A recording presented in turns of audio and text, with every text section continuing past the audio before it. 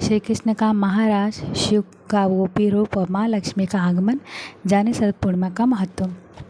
शरद पूर्णिमा जिसे कोजागरी पूर्णिमा और रास पूर्णिमा भी कहा जाता है। माना जाता है कि इस रात को माँ लक्ष्मी धरती पर आती हैं और भगवान श्री कृष्ण ने इसी रात को गोपियों संग रासलीला रची थी। यह भी माना जाता है कि श्री कृष्ण की रासलीला देखने के लिए चंद्रमा भी ठहर गया था। आश्विन मास की पूर्णिमा को शरद पूर्णिमा कहा जाता है। इस दिन चंद्रमा अपने 16 कलाओं से पूर्ण होकर धरती पर अपनी किरणों से अमृत वर्षा करता है। कहा जाता है कि इस रात चंद्रमा की किरणों में औषधि तथा स्वास्थ्यवर्धक गुण होते हैं। इसलिए परंपरा है कि इस रात खीर को चंद्रमा की रोशनी में रख के सुबह उसका सेवन किया जाए। यह स्वास्थ्य, सौभाग्य और समृद्धि का प्रतीक माना जाता है।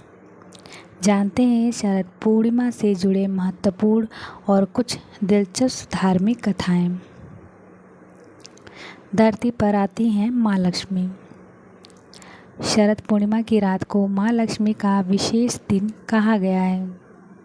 मान्यता है कि इस दिन माँ लक्ष्मी धरती पर भ्रमण करती हैं और अपने भक्तों को धन्य, धान और समृद्धि का आशीर्वाद देती हैं। इसलिए इस रात जागकर माँ लक्ष्मी की पूजा अर्चना करना अत्यंत शुभ माना जाता है। खासतौर से व्यापारी वर्ग इस दिन को लक्ष्मी की कृपा पाने के लिए उत्तम अवसर मानता है। शरद पूर्णिमा की रात को चांद की किरणें अमृत जितनी पवित्र हो जाती हैं।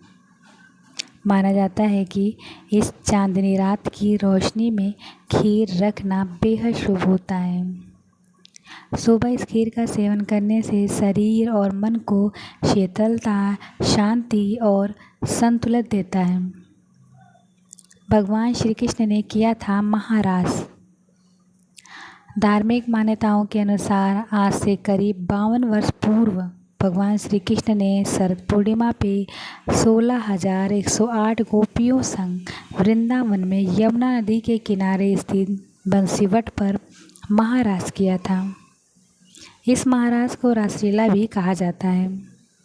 ऐसी मानता है कि इस महारास को देखने के लिए चंद्रमा भी ठहर गया था। भगवान शिव भी बन गए थे गोपी। पुराणों में इस बात का जिक्र है कि भगवान भोलेनाथ इस अद्भुत महारास के दर्शन की लालसा के लिए ब्रजभूमि आ गए, लेकिन महारास में किसी पुरुष का प्रवेश मना था। इसलिए यमुना महारानी ने भगवान शिव को महारास देखने अंदर नहीं जाने दिया। लेकिन भगवान शिव को महारास देखने की इतनी लालसा थी कि उन्होंने श्रृंगार किया और गोपी बन गए। भगवान शिव का यही रूप गोपेश्वर कहलाया।